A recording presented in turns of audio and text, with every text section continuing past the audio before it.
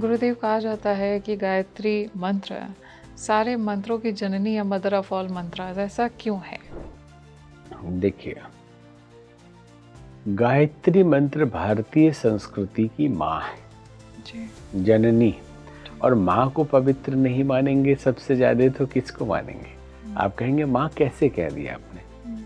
वेद भारतीय संस्कृति के मूल है और वेदों की माता है गायत्री। वेद माता कहा जाता है।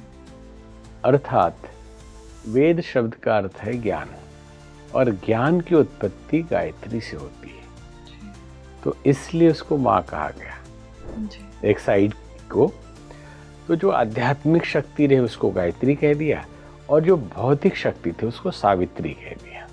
भगवान राम और लक्ष्मण को, भगवान कृष्ण को किस मंत्र की दीक्षा मिली? जी। परमात्मा की यात्रा जो है, साधना का मूल जो है, जीव का ब्रह्म से मिलन बोलने के लिए है। अपने आप से अपने आप तक की ही यात्रा है ये। हम माया के कारण, अज्ञानता के कारण, भ्रम के कारण अपने को ही भूल गए। जितनी भी सिद्धियां हैं, जी। अष्ट सिद्धि नवनिधि का वर्णन आता है। तंत्र से, मंत्र से, योग से, किसी भी चीज से जो भी सफलता आप प्राप्त करते हैं, अकेले गायत्री मंत्र वो सब कुछ देने की क्षमता रखता है। तो गुरुदेव, सभी तरह के जो डार्क एनर्जीज होती हैं, अलग अलग तरह से डिफाइन किया गया है, तो सभी पर ये मंत्र एक तरह से ही काम करता है?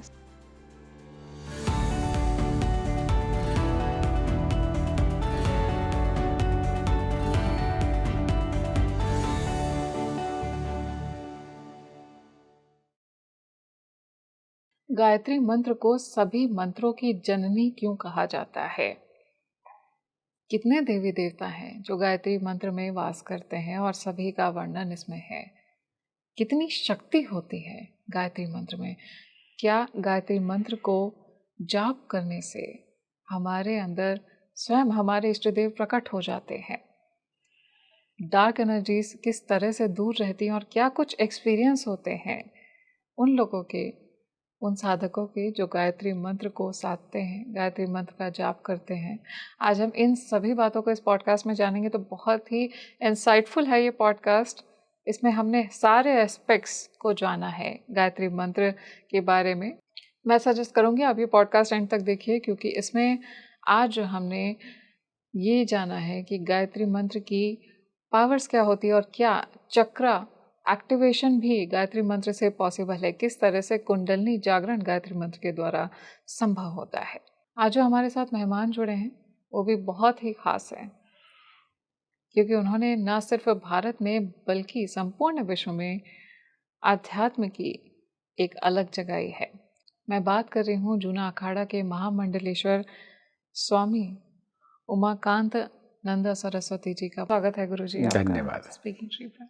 गुरुदेव, मैं ऑडियंस के लिए जानना चाहूँगी, जो अभी हम ऑफ द कैमरा डिस्कशन कर रहे थे कि बहुत ही टेंडर एज से, आप बहुत छोटी उम्र के थे, तभी से आपका अध्यात्म की तरफ एक लगाव, एक जुड़ाव हो गया था, उसके बारे में थोड़ा बताइए। देखिए, अध्यात्म की तरफ लगाव के कई कारण होते हैं, अलग अलग लोगों के। जी। कई लोग प्रश्न करते हैं कि आपने संन्यास क्यों लिया, कई लोगों से, और कई लोग जवाब भी अलग अलग तरीके से देते हैं। जी। कोई कहता है वैराग्य हो गया, ऐसी घटना घटी। ऐसा कुछ नहीं है। अच्छा। हमारा अपना मानना है कि साधु पुस्तक पढ़ के नहीं बनते हैं, साधु पढ़ के पुस्तक लिखे जाते हैं। सुंदर। और साधु पैदाइशी होते हैं। जी। जन्म जन्म की तपस्या के पश्चात आप मनुष्य, हमारी मान्यता है भारतीय संस्कृति की,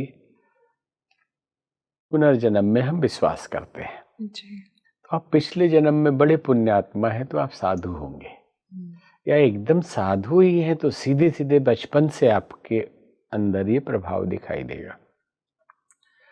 तो हमारे साथ होश संभालते गायत्री मंत्र जपते रहे हम। जी। सोते में जागते में सुनाई पड़ता था। गुरुदेव, कहा जाता है कि गायत्री मंत्र सारे मंत्रों की जननी या मदर ऑफ ऑल मंत्रास, ऐसा क्यों है? देखिए, गायत्री मंत्र भारतीय संस्कृति की माँ है, जी, जननी। जी। और माँ को पवित्र नहीं मानेंगे सबसे ज्यादा तो किसको मानेंगे? आप कहेंगे माँ कैसे कह दिया आपने? वेद भारतीय संस्कृति के मूल है जी। और वेदों की माता है गायत्री, वेद माता कहा जाता है। अर्थात वेद शब्द का अर्थ है ज्ञान, और ज्ञान की उत्पत्ति गायत्री से होती है, तो इसलिए उसको माँ कहा गया। जैसे मनुस्मृति के दूसरे अध्याय में महाराज मनु ने लिखा है, एतदक्षर मेताम च जपम व्याहृति पूर्विकाम सौंदर्यो वेद विद विप्र वेद पुण्य न उच्यते। जो ओम और भूर्भुवस्व, प्रणव और व्याहृति सहित गायत्री को, क्योंकि गायत्री मंत्र तत्सवितुर्वरेण्यम से शुरू होता है, आम लोग नहीं जानते कि वो पूरा ओम भूर्भुवस्व इसको मानते हैं, जबकि ओम प्रणव है, भूर्भुवस्व व्याहृति है, और गायत्री मंत्र है तत्सवितुर्वरेण्यम भर्गो देवस्य धीमहि धियो यो न प्रचोदयात्। तो ये अनेक वेदों में केवल तत्सवितुर्वरेण्यम है, मतलब 3 वेद में ही वर्णन है इसका, चौथे में तो महिमा है, अथर्ववेद में इसकी महिमा लिखी गई है जी। तो एक जगह पे संभवतः 36वें अध्याय का यजुर्वेद के 3रा मंत्र है, जिसमें ओम प्रणव और व्याहृति सहित है ये मंत्र जी। तो मनुस्मृति ये कहता है कि जो इस मंत्र का जप करते हैं, वेद उसके अंदर से प्रकट होता है, किताब पढ़ने की जरूरत नहीं, ज्ञान भी, जानकारियों के लिए किताब पढ़ते हैं लोग। जैसे मान लीजिए कि आज भगवान बुद्ध आ जाए, महावीर आ जाए, तो फेल हो जाएंगे, वो जो बोलेंगे आज के लोग समझेंगे ही नहीं, तो उनको भी उस परम ज्ञान को समाज तक पहुंचाने के लिए आज के चीजों को, भौतिक चीजों को समझना पड़ेगा, जिससे वो उदाहरण दे सके जी। तब समझ में आएगा। ज्ञान का मतलब है जो सृष्टि की उत्पत्ति से लेके हमारा जीव और ब्रह्म सारा रहस्य सहज समझ में आ जाए, हम आत्म स्वरूप को समझ जाए, वो ज्ञान है जी। ठीक है। तो गायत्री मंत्र भारतीय संस्कृति की जननी है, आपने प्रश्न किया था जी। और सृष्टि प्रारंभ में पद्म पुराण में एक कथा आती है कि ब्रह्मा जी, विष्णु भगवान के नाभि से कमल निकला, उस पे ब्रह्मा जी विराजमान थे और ब्रह्मा जी चिंतित हो गए कि सृष्टि रचना कैसे हो। अब इसे भौतिक भी मान सकते हैं और अलंकारिक भी मान सकते हैं, मेटाफरिकल भी हो सकता है। एक आदमी ब्रह्मा जी है और तो वो भी मान लीजिए, कोई बात नहीं। तो जो वर्णन है वो वर्णन ये है कि ब्रह्मा जी चिंतित थे कि सृष्टि रचना की शक्ति आएगी कैसे जी। तो आकाशवाणी से मंत्र का उद्घोष हुआ, वो गायत्री मंत्र का, कि इसका जप करिए। तो 10,000 साल तक पुष्कर में उन्होंने इस मंत्र का जप किया।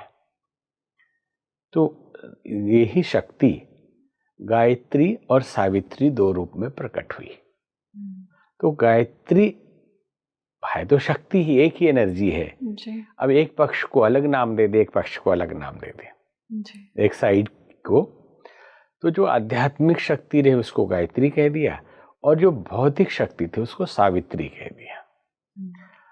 तो उस शक्ति से, मतलब गायत्री की इस शक्ति से सृष्टि की रचना उन्होंने की। आप पुष्कर जाएंगे तो बहुत ही व्यवहारिक रूप से लोग समझते हैं कि गायत्री सावित्री 2 बहनें थी, ब्रह्मा जी की दोनों पत्नियां थी, और नाराज होके सावित्री ऊपर चली गई, पहाड़ पे रहती है। अच्छा। हाँ, ऐसा है, अभी भी वहां जाएंगे जब पुष्कर में, कि ब्रह्मा जी ने तपस्या किया, 2 पत्नी थी उनकी। ये शक्ति है, और शक्ति शब्द स्त्रीलिंग है, इसलिए शक्ति को नारी मान लिया जाता है। अब इसको इंग्लिश में क्या बोलेंगे? पावर है। तो पावर नारी है कि पुरुष है? भाई पावर है। ऊर्जा नारी है कि पुरुष है? भाई ऊर्जा है। लेकिन जैसे ही शक्ति प्रयोग कर रहे हैं ऊर्जा के लिए, तो ये नारी के रूप में देखने लगता है लोगों को, और यही हुआ है। तो गायत्री भारतीय संस्कृति की माँ, जब सृष्टि ही उत्पन्न वो कर रही है, तो वही तो मूल है। प्राचीन काल से ऋषियों ने बहुत शोध करके हम ऐसा मानते हैं कि अलग अलग अक्षरों के समूह को अलग अलग सिलेबल लगा के क्या फ्रीक्वेंसी आएगी और उसके वाइब्रेशन से तरंगे क्या निकलेंगी, जिससे ब्रह्मांड की रचनात्मक और पॉजिटिव शक्तियां हमारे अंदर आ सकें और हमारे अंदर के जो खजाने हैं वो खुल सकें। षट चक्र, उपत्तिकाएं, ग्रंथियां, पंचकोश, ये सब अपने आप सहज भाव से बिना किसी विशेष तांत्रिक प्रयोग के इसी से खुल सके, इसके लिए ऋषियों ने एक मंत्र बनाया। छंद है ये, लेकिन गुरु के द्वारा दिया जाता है तो मंत्र ही इसको मानते हैं। इसलिए भगवान कृष्ण कहते हैं गीता में, गायत्री छंदसाम अहम, मैं ही हूं, ये अलग नहीं है। गायत्री अलग वस्तु का नाम नहीं है, मेरा ही नाम है, मैं ही गायत्री हूं। कि छंदों में गायत्री मैं हूं। तो इसकी रचना की कि और बाद के काल में अगर आप देखेंगे तो जितने ऋषि हुए, गुरु शिष्य को मंत्र देता था, जनेऊ संस्कार होता था, तो गायत्री मंत्र ही देता था। अभी जितने मंत्र दिए जा रहे हैं ये मंत्र थे ही नहीं, वही दिया जाता था और उसी का विधान था कि गुरु अपने शिष्य को, क्योंकि अभी वो रेडी हो रहा, छोटा बच्चा 8 साल की उम्र में ये प्रारंभ हो जाता था। गुरुकुल में 8 साल में गुरु दीक्षा देने का प्रारंभ था, और दीक्षा का मतलब जनेऊ और गायत्री मंत्र, और जनेऊ भी गायत्री मंत्र की मूर्ति है, प्रतिमा है। आप खुद कल्पना करिए कि हम इतने, जब उस जमाने में भी आधुनिक थे, विकसित थे, बुद्धिमान थे, तो इस धागा कंधे पे लेके क्यों घूम रहे हैं? क्या जरूरत है इसकी? कि जबरदस्ती परेशानी एक, और वो भी जब आप शौच के लिए जाइए तो कान पे लपेटते रहिए। ये तो जैसे लग रहा है कि बेवकूफ लोग हैं जो ये कर रहे हैं, ऐसा लगेगा ना। लेकिन नहीं, जब कोई मूर्ति पूजा नहीं होती थी वैदिक काल में, तो ऋषियों ने कहा कुछ प्रतीक की जरूरत है। शरीर को भगवान का मंदिर समझकर इसमें एक मूर्ति बिठाई है, और वो धागा के रूप में कहा ये गायत्री की मूर्ति है। तो एक एक अक्षर से उसका निर्माण किया। ओम से एक बड़ा गांठ बनाया। आप कभी खोल के देखिएगा किसी का जनेऊ लेके, 3 धागे होते हैं उसमें, तो एक गांठ बनाया ओम, फिर 3 गांठ है, 4 क्यों नहीं, भूर्भुवः स्वः, फिर 3 धागे हैं, तो गायत्री मंत्र के 3 चरण हैं। तत्सवितुर्वरेण्यम भर्गो देवस्य धीमहि धियो यो नः प्रचोदयात्। ये 3 धागे हैं। अब एक धागे को खोलिएगा फिर 3 धागा मिलेगा। 4 भी हो सकता था, 2 भी काम चलाया जा सकता था, लेकिन 3 ही मिलेगा तब भी और अब भी। वो है तत्सवितुर्वरेण्यम। दूसरे में खोलेंगे 3 मिलेगा, भर्गो देवस्य धीमहि, और तीसरे में 3 मिलेगा, धियो यो नः प्रचोदयात्। ये पूरे 24 अक्षर से पूरा बना हुआ है। ठीक है, तो इस तरह से शरीर को मंदिर मान के गायत्री की स्थापना की। तो गायत्री मंत्र सृष्टि का मूल है। अब तक इसके लेवल पे कोई मंत्र का आविष्कार हुआ ही नहीं, इसलिए इसको सीधे बोलते हैं कि परमात्मा द्वारा दिया गया है जी। अब एक न्यूज चैनल में हम देख रहे थे, कोशिश तो उनकी अच्छी थी कि भारतीय संस्कृति का प्रचार हो, बड़े चैनल के एंकर मंत्र, गायत्री मंत्र पे बता रहे थे, वो उपलब्ध है, मिल जाएगा। तो उन्होंने जो बोला उसमें तो स्क्रिप्ट उनको मिला होगा, तो पढ़ रहे थे। एक शब्द थोड़ा सा अशुद्ध हम कहेंगे उसको, उन्होंने कहा कि गायत्री मंत्र की रचना विश्वामित्र ने किया। अच्छा। हाँ, क्योंकि पता नहीं बेचारे को, रचना नहीं किया, दृष्टा विश्वामित्र है। हर मंत्र के दृष्टा ऋषि होते हैं वैदिक मंत्रों के। आप जब पढ़ेंगे छंद कौन सा है, इसके ऋषि दृष्टा कौन से हैं, ये मिलेगा आपको। जैसे अनुष्टुप छंद है, गायत्री छंद है, ऋषि विश्वामित्र है गायत्री मंत्र के ऋषि दृष्टा, कि जिसने प्रत्यक्ष रूप से उस मंत्र की शक्ति का प्रयोग किया बाहरी दुनिया के लिए, वो दृष्टा है। तो ऋषि वशिष्ठ से लेके विश्वामित्र तक पराशर से लेके अगस्त मुनि तक सबने इसी मंत्र से अपनी शक्तियां अर्जित की। अच्छा। हाँ, आप खोज के देख लीजिए, कोई भी ऐसा नहीं मिलेगा। भगवान राम हमारे आराध्य है जी। लेकिन क्या वो ऋषि मुनि राम राम जपते थे? नहीं। भगवान राम को ऋषि विश्वामित्र ने गायत्री की बला और अति बला की विद्या दी। मतलब नींद और भूख दोनों की जरूरत नहीं उस विद्या से। अच्छा। भगवान राम और लक्ष्मण को, भगवान कृष्ण को किस मंत्र की दीक्षा मिली? गायत्री मंत्र की दीक्षा मिली गुरुकुल में। वशिष्ठ मुनि गायत्री के साधक, सारे ऋषि गायत्री के ही होते थे। ये परंपराएं थी ही नहीं, पुराण थे ही नहीं, तो पौराणिक देवता भी नहीं थे। ठीक है। जैसे अभी एक कंफ्यूजन बहुत बड़ा भारी है और हम ऐसे भेड़ चाल पूरी दुनिया चलती है ना, वो भी भारत, हमारे अपने लोग अपने को बुद्धिमान बहुत कहेंगे लेकिन भेड़ की तरह चलते हैं। नाम जप की महिमा पर अभी विस्फोट जैसा चल रहा है, बाकी तंत्र मंत्र यंत्र सब फेल है। तो समझ तो लो कि नाम क्या है। एक सज्जन ने कहा कि श्री कृष्ण नाम ही परम नाम है, दूसरा नाम नहीं होता, इसी से कल्याण होगा, दूसरे मंत्र से भी कल्याण नहीं हो सकता। हमने उनका जवाब भी दिया जी। उन्होंने साफ साफ कह दिया कि ओम नमो भगवते वासुदेवाय भी बेकार, इससे भी नहीं।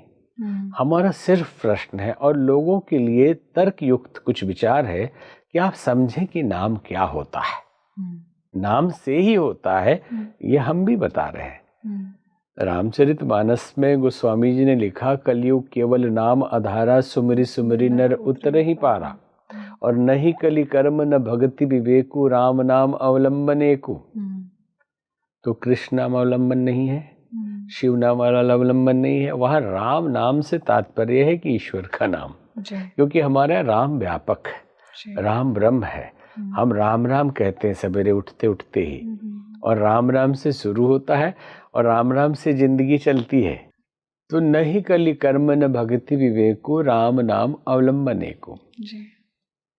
गोस्वामी जी का जो तात्पर्य है वो व्यापक राम से है, कण कण में व्याप्त परमात्मा से है। और उसका नाम कुछ भी हो, केवल राम नहीं है उसका नाम, उसका नाम कृष्ण भी है, उसी का नाम शिव भी है, उसी का नाम महादेव भी है, उसी का नाम भगवती भी है, उसी का नाम जगदम्बा भी है। सारे नाम श्रेष्ठ हैं हमारी दृष्टि में। आप जो भी गुरु द्वारा मिले उसको करिए, यहाँ पे कंफ्यूजन क्रिएट ना करिए कि यही वाला नाम सबसे शक्तिशाली है। और क्योंकि जब एक ही परमात्मा है तो अलग अलग नाम अलग अलग शक्ति क्यों रखेगा, ये हमारा प्रश्न है जी। और नाम की जहां तक बात हो रही है तो कुछ लोगों की मान्यता है कि राधे राधे ही नाम है, कृष्ण कृष्ण ही नाम है, या राम राम ही नाम है। लेकिन हम उनको ये अवगत कराना चाहेंगे कि तस्य वाचक प्रणव योग दर्शन कहता है, उस परमात्मा का नाम या संबोधक, नाम मतलब सूचना देने वाला, उसके बारे में अवगत कराने वाला, उसको संबोधित करने वाला, उस परमात्मा का नाम है ओम। और इसी को कहा जाता है एक ओंकार सतनाम। बहुत सुंदर। ईश्वर सत्य है। भागवत में लिखा है सत्यम परम धीमहि, परमात्मा कैसे सत्य है जी। जो बदलता है वो असत्य होता है, जो कभी बदलता नहीं, जो है ही जैसा है वैसा ही रहता है, वो सत्य है। तो सत्य का नाम क्या है? तो कहा ओम। तो क्या ओम नाम नहीं है भगवान का? उनके लिए है जो अलग अलग नामों में उनकी भी महिमा है, जिन नामों की चर्चा और आप करो, बहुत अच्छी बात है, लेकिन ये दावा ना करो कि यही। इसलिए बहुत व्यापक है भारतीय संस्कृति और सनातन धर्म अगाध है जी। अपार ज्ञान है। आपको जो परंपरा से मिल रही है आप उसमें जाइए, भटकिए नहीं। गुरुदेव, अभी हमने बात किया कि गायत्री मंत्र को दीक्षा में दिया जाता है, गुरु के द्वारा ही शिष्य को दिया जाता है, ऐसी परंपरा रही है प्राचीन काल से। तो ये परंपरा के पीछे क्या रीज़न है? गुरु द्वारा ही शिष्य को क्यों दिया जाता है? और नॉर्मली बिना दीक्षा के क्या गायत्री मंत्र को यूज़ किया जा सकता है? उसका असर हो सकता है? देखिए, पहला तो प्रश्न आपका है कि गुरु के द्वारा ही, तो किसके द्वारा दिया जाए? वो ज्ञान देने वाला प्रारंभिक शुरुआत जो है वो गुरु के द्वारा ही है जी। तो दीक्षा तो गुरु से ही मिलेगी जी। साधना के मार्ग पे बढ़ते हुए अगर कोई असमंजस हुआ, कोई असुविधा हुई, कोई त्रुटि हुई, तो आप किससे मार्गदर्शन लेंगे? गुरु से ही लेंगे। तो गुरु की महिमा भारतीय संस्कृति में बहुत बड़ी है कि कोई एक ऐसा गाइड जिसने रोशनी पाली हो या मंजिल जिसे मिल गया हो और उससे मालूम है कि जाना कहाँ है, तो कैसे कैसे जाते हैं, जितनी कठिनाइयाँ आई उन सबको वो स्वयं पार कर चुका हो, तो ऐसे गुरु से हम मार्गदर्शन लेते हैं। तो पहला मार्गदर्शन मंत्र के रूप में होता है जो गायत्री मंत्र दिया जाता था जी। और सबको गायत्री मंत्र ही मिलता था। हमने पहले भी चर्चा किया। वशिष्ठ मुनि, एक वशिष्ठ एक उपाधि होती है जी। अगर केवल वशिष्ठ कोई व्यक्ति होता तो राजा दिलीप, राजा अज, राजा भगीरथ, राजा सगर, अंशुमान से लेके सभी राजा दशरथ सबके गुरु वशिष्ठ हैं। क्या ये एक व्यक्ति है? नहीं जी। हमारे प्राचीन ग्रंथ कहते हैं कि जो 1.25 करोड़ गायत्री मंत्र का जप कर लेता था उसको वशिष्ठ की उपाधि मिलती थी। अच्छा। वो सूर्यवंश का गुरु बन सकता था, रघुकुल का गुरु हो सकता था, वो विशिष्ट हो जाता था जी। इसलिए। और आपका ये भी था कि जो लोगों की एक सामान्य जिज्ञासा है कि गुरु कहाँ से खोजे, बिना गुरु के मंत्र करें या ना करें, कैसे करें जी। तो आप इसको कर सकते हैं क्योंकि आपकी अवस्था बड़ी हो चुकी है। 8 साल में दीक्षा दिया जाता था और आज गुरु का स्वरूप भी बहुत तरह से बदल रहा है जी। मार्गदर्शक को गुरु कहते थे, तो आपका ये पॉडकास्ट भी गुरु ही है जो ज्ञान दे रहा है जी। कि कोई गुरु जिसने उसकी महिमा बताई, मतलब समझाया और आप शुरू हुए, तो गुरु उपलब्ध है ना आपको मार्गदर्शन देने के लिए। समस्या है तो आप बात कर लीजिए, पूछ लीजिए, फोन करके खोज लीजिए, उनको उपलब्ध हो जाएंगे जी। तो बिना दीक्षा के भी कर सकते हैं। यूँ तो दीक्षा लेके ही करना चाहिए और जब तक दीक्षा नहीं मिल पाती है तब तक आप शुरू रहिए, भाव रखिए और मानिए कि कोई गुरु हमारे हैं और आप करिए। जैसे एक फोन हमारे पास आया इसरो से कि हमने अभी नासा और इसरो मिलके एक शोध कर रहा है गायत्री मंत्र की शक्ति पे जी। अभी प्रकाशित नहीं है ये, इसलिए लोगों को नहीं पता है जी। तो फोन आया कि हम 1 साल से गायत्री मंत्र जप रहे हैं क्योंकि जब शोध में हमें टीम में लिया गया और टीम लीडर बनाया गया, साइंटिस्ट का फोन था जी। तो हमने खोजना शुरू किया कि कौन ऐसे गुरु हैं जिनसे हम मार्गदर्शन ले सकते हैं गायत्री मंत्र पे, तब शोध कर पाएंगे। तो आपका वीडियो मिला हमारे लिए, उन्होंने कहा और बहुत अच्छा लगा। तब से हमने गुरु मान लिया और कर रहे हैं, लाभ बहुत है। तो दीक्षा कब होगी? बोले हम तो जा रहे हैं अभी अमेरिका। हमने कहा आप जाइए, शोध करिए, आपको लाभ मिलेगा, इसलिए परेशान होने की जरूरत नहीं है। हृदय से आप मान रहे हैं कि कोई गाइड हमारा है तो आप करिए, कोई दिक्कत नहीं। जी। तो गुरुदेव, क्या गायत्री मंत्र को जगाने की आवश्यकता है जैसे बाकी मंत्रों को जागृत करने की आवश्यकता होती है? कोई मंत्र गुरु के द्वारा जागा जगाया मिलता है जी। कोई मरा हुआ थोड़े आ रहा है जी। जिसने 12 साल किसी मंत्र को साधा हो गुरु और वो संकल्प करा के अपने शिष्य को देता है तो मंत्र तो जिंदा जा रहा है ना, जी। जागा हुआ है।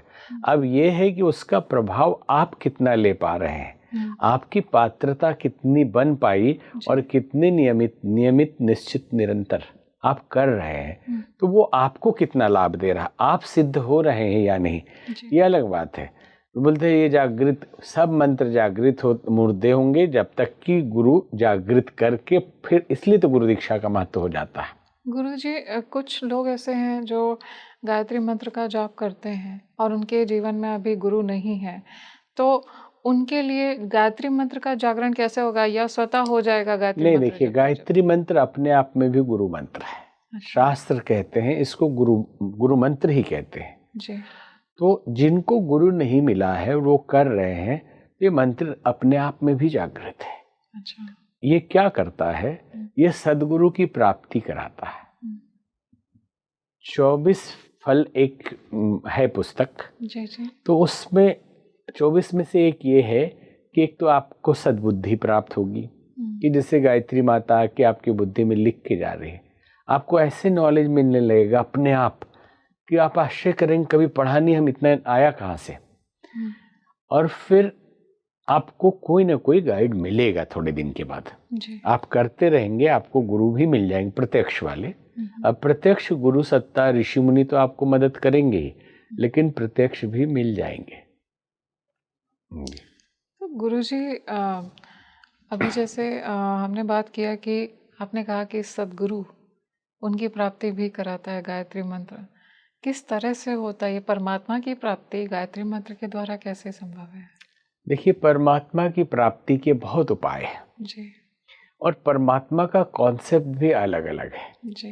अब अपने भारतीय संस्कृति के शास्त्रों में अलग अलग फिलॉसफी है, अलग अलग दर्शन है, अलग अलग विचारधारा है। जी।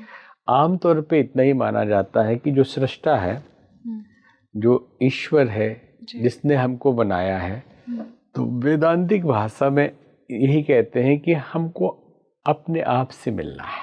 जी। परमात्मा की यात्रा जो है, साधना का मूल जो है, जीव का ब्रह्म से मिलन बोलने के लिए है। अपने आप से अपने आप तक की ही यात्रा है ये। हम माया के कारण, अज्ञानता के कारण, भ्रम के कारण अपने को ही भूल गए।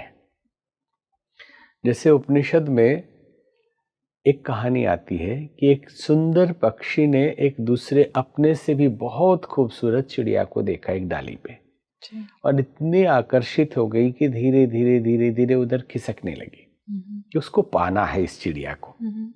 और जब नजदीक पहुंची, जाके देखा तो वहां कोई दूसरा पक्षी नहीं, वो स्वयं ही उसी की छाया थी। अच्छा।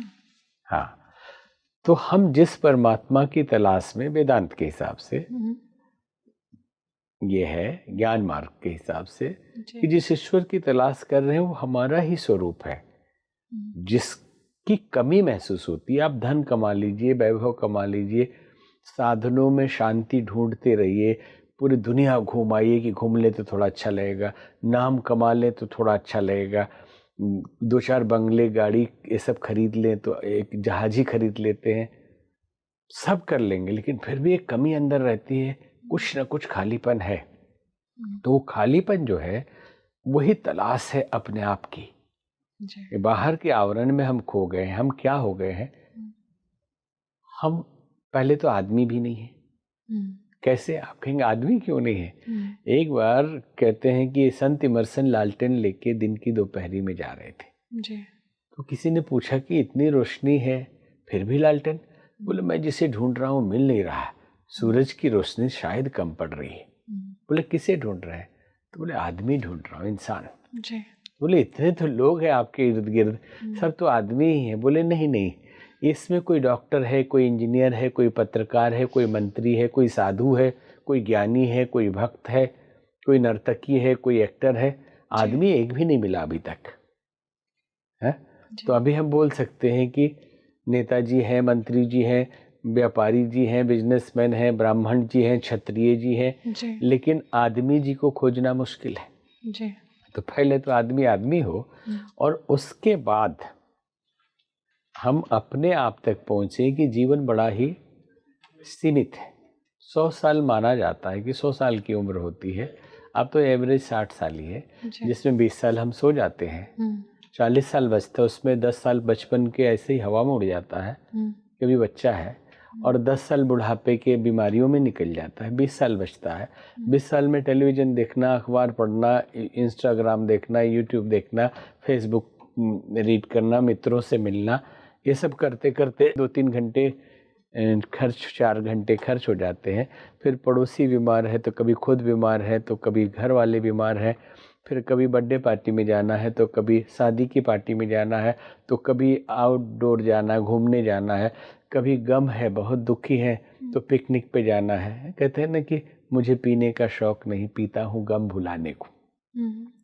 फिर अगर आप खुश हो गए, अवार्ड मिला, कुछ अच्छा मिला, पुरस्कार मिला, तो फिर पार्टी करेंगे, हम सिर्फ बोलना चाह रहे हैं कि समय कैसे खर्च होता है। ये 8 घंटे हो जाएगा रोज का, एवरेज हम 4 घंटे जोड़ते हैं तो इस 4 घंटे में हमारा 10 साल जा रहा है जी। तो फिर 10 साल ही बचा ना, 20 ही बच रहा था, 20 में 10 बचा और उस 10 में से 2 बार भोजन, 2 बार नाश्ता, फिर नहाना, ब्रश करना, फिर कभी मूड ठीक नहीं है, ये सब जोड़ेंगे तो 4 घंटे का एवरेज है ये, तो 10 साल हो गया, तो 60 साल खत्म। तो उम्र दराज मांग के लाए थे 4 दिन, कट गई दो आरज़ू दो इंतजार में, जिंदगी में टाइम है ही नहीं। गुरुदेव, गायत्री मंत्र बहुत ही दिव्य माना गया है, तो गायत्री मंत्र से क्या चक्र जागरण भी संभव है? सहस्त्रार्ध चक्र जागृत हो जाता है? देखिए, जितनी भी सिद्धियां हैं जी, अष्ट सिद्धि नवनिधि का वर्णन आता है, तंत्र से, मंत्र से, योग से, किसी भी चीज से जो भी सफलता आप प्राप्त करते हैं, अकेले गायत्री मंत्र वो सब कुछ देने की क्षमता रखता है। जी। नास्ति गंगा समम तीर्थम न देवो कुसके स्वाद पर गायत्रीस्तु परम जाप्यम न भूतो न भविष्यति। तो इससे आपकी कुंडलिनी जग सकती है और दूसरे में साइड इफेक्ट होने का डर है दूसरी विधाओं में, ये इतना माँ की तरह सहला सहला के आपके कुंडलिनी को जागृत करेगी, आपके 6 चक्रों को जागृत करके आपको सहस्त्रार तक पहुंचाएगी। ऑरा क्लीनिंग के लिए दुनिया भर के इंस्ट्रूमेंट बनाते हैं, आप गायत्री मंत्र जप करिए, आपके ऑरा के अंदर आते ही दूसरे का ऑरा बदलने लगेगा। ये चैलेंज है, उसके पास बैठ जाएंगे तो आपको लगेगा कुछ हो रहा है, कुछ नहीं करना है, इतना पावरफुल ऑरा आपका होगा। किसी गायत्री साधक का फोटो किसी को दिखा दीजिए तो फोटो देख के बोलेगा कि बहुत भारी ऑरा है, बहुत मुश्किल है इसमें घुसना। तो इसलिए आज जो चल रहा है, जिस पे हम लोगों ने ऐसे ही चर्चा किया था कि जादू टोना भूत प्रेत ये सब चीजों का अपना अस्तित्व होता है जो भी है, लेकिन दावा है कि इस मंत्र की में इतनी शक्ति है कि आप सब तरह के विघ्न बाधाओं से गायत्री मंत्र से बच सकते हैं। यहाँ तक वर्णन है कि जैसे आपको मुहूर्त नहीं कहीं जाने का, घर से निकलने का, दिशाशूल है, ये है जो पहले खूब चलता था जी। तो एक पंडित जी हमारे साथ रहते हैं, तो उनको हमने बोला कि आ जाइए, हम आगे निकलना है। तो बोले उस दिन दिशाशूल, हम कि रोज तो आप हमारे साथ घूमते तो कभी दिशाशूल नहीं हुआ। बोले घर से निकल रहे हैं। घर से और बाहर से क्या होता है, निकल ही तो रहे हैं जी है। और ये वर्णन है कि 7 बार गायत्री मंत्र पढ़िए, सारे दिशाशूल खत्म। ये भी बताया गया है कि वास्तु दोष है तो वहाँ गायत्री मंत्र का जप करिए, वास्तु दोष भी दूर हो जाएगा आपका। गुरुदेव, अभी आपने बोला कि ऊपरी बाधा ये भी गायत्री मंत्र से चली जाती है, ये किस तरह से होता है? देखिए, ये इतना पावरफुल वाइब्रेशन है, इतनी तो शास्त्रों में इसका वर्णन है कि भूत प्रेत किसी तरह गायत्री मंत्र अगर जप रहा हो आदमी, उसके ऊपर प्रभाव नहीं होगा।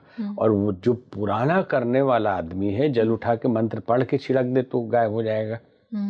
और हम लोग गाँव में एक भोजपुरी इलाके में जाते थे प्रवचन के लिए, तो वहाँ हवन में एक गाना गाते थे कि घर घर के भूत भाग जई हैं हो हवन कराला।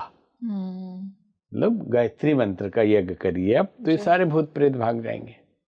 तो गुरुदेव, सभी तरह के जो डार्क एनर्जीज होती हैं अलग अलग तरह से डिफाइन किया गया है, तो सभी पर ये मंत्र एक तरह से ही काम करता है, समान रूप से? एक तरह से काम करता है, प्रयोग करने वाला कौन है इस पे भी डिपेंड है। अच्छा। उसने कितना किया है, उसके पास कितनी शक्ति है, तभी काम करेगा। कोई भी एक बार पढ़ के तो उतना नहीं कर पाएगा जी। ये इसका प्रभाव होगा, लेकिन करने वाले की भी पात्रता और क्षमता के ऊपर है कि कितना करके इसने कितनी अर्जित की है शक्ति, उसके ऊपर निर्भर करता है। गुरुदेव, किसी ने दीक्षा ले ली गायत्री मंत्र की, तो अब उनके अंदर किस तरह के चेंजेस होते हैं? क्या कुछ एक्सपीरियंसेस भी होते हैं वो ध्यान अगर करते हैं तो? जैसे देखिए, जैसे ही आप दीक्षा ले लिए और नियमित जप करने लगे, भले 5 मिनट ही आप करते हैं जी। तो पहला परिवर्तन आपके अंदर आएगा कि सात्विक विचार बढ़ने लगेंगे, आपको पॉजिटिव थिंकिंग होने लगेगी, नेगेटिव कम होने लगेगा जी। और नकारात्मक चीजों से रुचि कम होने लगेगी, आलस्य कम होने लगेगा, लोगों के प्रति प्रीत बढ़ने लगेगी, घृणा कम होने लगेगी, छोड़ो क्या दिक्कत है, जिसके लिए आप लड़ जाते थे कहते दे दो इसको, ऐसा स्वभाव आपका अपने आप बनने लगेगा। क्रोध कम होने लगेगा। आप छोटी छोटी बात में गुस्सा होते थे और अब ऐसा विवेक जागृत हो रहा है कि लगता है इसमें क्या है, इसके लिए क्यों गुस्सा होना चाहिए, अगर ये गलत कर रहा है तो सब तो करते हैं, कौन सा यहाँ देवता बन के आए हैं। तो ऐसी विवेक जागृति आपके अंदर अपने आप, बिना ट्रेनिंग के, बिना प्रैक्टिस के, बिना अभ्यास के आप वैसे होने जैसे हमसे कई लोग कहते हैं कि आपको 20 साल से देख रहे हैं इस टाइप का नेचर, हम इस नेचर के लिए क्या करें, क्या कौन सी किताब पढ़ें, कौन सी प्रैक्टिस करें। सो गुरुजी, क्या ऐसा भी कुछ एक्सपीरियंस होता है जैसे आपका खुद का एक्सपीरियंस रहा है कि काली माँ आपसे स्वयं बातें करती हैं, आपको गाइड करती हैं, तो अगर कोई गायत्री मंत्र का जाप करते हैं तो ऐसा लगता है कि क्या भगवान उनसे स्वयं कम्युनिकेट कर रहे हैं, उनको कुछ आवाज़ सुनाई हाँ, आप देती है? देखिए, ईश्वरीय शक्तियाँ आपके अंदर बढ़ती है, जी। नेचर आपका साथ देने लगती है, लेकिन कोई दिख नहीं रहा है तो आपको लगेगा कोई अदृश्य शक्ति काम कर रही है। और अगर आप किसी इष्ट को मानते हैं तो वो इष्ट दिखने लगेंगे उस रूप में। अच्छा। तो इसमें ये भी भ्रमित नहीं होना है कि गायत्री मंत्र कर रहे हैं तो कोई गायत्री माता का ही ध्यान करना है। हम तो लोगों को सलाह देते हैं कि ये तो सार्वभौम मंत्र है, किसी माता पिता का है ही नहीं, इसमें तो अपने आप में 24 देवता है, ब्राह्मी, वैष्णवी, सांभवी, सरस्वती, लक्ष्मी, काली, दुर्गा, अन्नपूर्णा, भुवनेश्वरी, त्रिपुरा, प्राणाग्नि, कुंडलिनी, अजपा, रिद्धि सिद्धि, वेद माता, देव माता, विश्व माता, तो एक माता तो है नहीं जी। और इसके भावार्थ में भी ऐसा कुछ नहीं, सिर्फ परमात्मा से सद्बुद्धि की कामना की गई है कि हे परमात्मा, आप ओम स्वरूप हैं, भूर्भुवः स्वः अर्थात धरती आकाश पाताल में व्याप्त हैं, आपके श्रेष्ठ तेज को हम धारण करते हैं, आप हमारे सारे पापों को जला के हमें सद्बुद्धि प्रदान करते हैं। तो कोई तो ईश्वर का नाम नहीं लिया। जी। तो आप जिस भगवान को भी ध्यान करेंगे, कृष्ण, शिव, काली, दुर्गा, वही वो जो विजन है, आपकी जो पावर है, वो उस रूप में दिखने लगेगी और गाइड करने लगेगी। अच्छा। ये है, इसलिए आप अपना इष्ट मत बदलिएगा कभी भी कि गायत्री मंत्र के कारण अक्सर होता है कि लोग ये मंत्र तो आपको वही करना है, यहाँ पूरी छूट है और वो दिखेगी, आपको गाइड करेगी। ध्यान तो बहुत बड़ी चीज है और ध्यान किया नहीं जाता, जो भी हम करते हैं दुनिया में कराते हैं वो सब धारणा है। अष्टांग योग में यम, नियम, आसन, प्राणायाम, प्रत्याहार, धारणा। तो धारणा का मतलब इमेजिनेशन। इसलिए हम लोग कहते हैं कि कंसंट्रेशन और मेडिटेशन में बहुत फर्क है। एकाग्रता और ध्यान एकदम अलग चीज है। और हम धारणा को इमेजिनेशन, कंटेम्पलेशन ऐसे शब्द प्रयोग करते हैं। तो जितने भी ध्यान की विधियां बताई जाती है कि आप इमेजिन करिए कि आप हिमालय में पहुंच गए, आपको देवी माता दिखने लगी है, आप ज्योति को देखिए, आप देवता को देखिए, और जो भागवत में भी वर्णन है भगवान के अंगों को देखिए, ये सब धारणा में स्थित होने की अवस्था को ही ध्यान कहा जाता है। ठीक है, तो अब इसमें आप अपने इष्ट को बार बार देखिए, धारणा उसकी करिए, वो प्रकट हो जाएंगे। तो 3 बार एक फार्मूला हम बता रहे हैं, बहुत प्रैक्टिकल, कि अपने इष्ट को, इष्ट का मतलब टारगेट होता है, लक्ष्य, कि वो ही इष्ट कहा जाता है, गोल को इष्ट कहा जाता है। तो आप अपने भगवान को गोल बनाया है तो पर्स में उनका फोटो रखिए सुंदर सा, और 3 बार टाइम फिक्स करिए वो जप के अलावा, कि 1 मिनट के लिए हम उनसे मिलेंगे रोज 3 बार। आप सिनेमा थिएटर में भी हैं तब भी खोल के देखिए और देखिए मुस्कुरा रहे हैं, चेहरा कैसा, आंखें कैसी, और आंख बंद करके 1-2 बार देखिए, फिर रख लीजिए। 3 बार करिए और खाली टाइम में बोलते रहिए, I am not alone, God is with me. मैं अकेले नहीं हूँ, मेरा इष्ट, मेरा भगवान मेरे साथ है और हमेशा साथ दे रहा है। तो आप देखेंगे कि 2 से 4 महीने तक आप बोलेंगे कि वो साथ दे रहा है, उसके बाद वो बोलेगा, अंदर से आवाज आएगी कि अरे क्यों डिप्रेशन में हो, मैं तो साथ में हूं ना। ठीक है, तो इस रूप में मंत्र शक्ति से ईश्वर दर्शन होते हैं। साकार उपासना का यही विज्ञान है। बहुत सुंदर गुरुदेव, आपने जो अभी धारणा की बात की कि अगर हम धारण कर ले कि ईश्वर हमारे भीतर है तो ईश्वर का प्राकट्य हमारे भीतर हो जाता है। बहुत सुंदर बोला आपने। थैंक यू सो मच गुरुदेव, बहुत बहुत धन्यवाद आप आए, आपने इतना समय निकाला और इतनी सुंदर ज्ञानवर्धक बातें हमें बताई। गायत्री मंत्र के बारे में आई एम श्योर बहुत कुछ मुझे नहीं पता था। ऑडियंस ने भी बहुत सारी नई बातें जानी होंगी और बहुत ही एनलाइटेंड फील कर रहे होंगे आज जितना मैं कर रही हूँ। धन्यवाद। Thank you so much. नमो नारायण। दोस्तों, आज हमने जाना कि गायत्री मंत्र की क्या महिमा होती है। ऐसा क्यों होता है कि गुरु के द्वारा ही शिष्य को गायत्री मंत्र की दीक्षा दी जाती है। गायत्री मंत्र क्या डार्क एनर्जीज को भी हमसे दूर रखता है और ये अपने में ही एब्सोल्यूट होता है, कंप्लीट होता है। यहाँ तक कहा जाता है कि गायत्री मंत्र स्वयं गुरु स्वरूप होता है। आप मुझे कमेंट सेक्शन में ज़रूर बताइए आपको ये पॉडकास्ट कैसा लगा, और इस वीडियो को ज़्यादा से ज़्यादा लाइक, शेयर और सब्सक्राइब करिए। खुद भी देखिए, अपने दोस्तों और परिवार वालों को भी दिखाइए।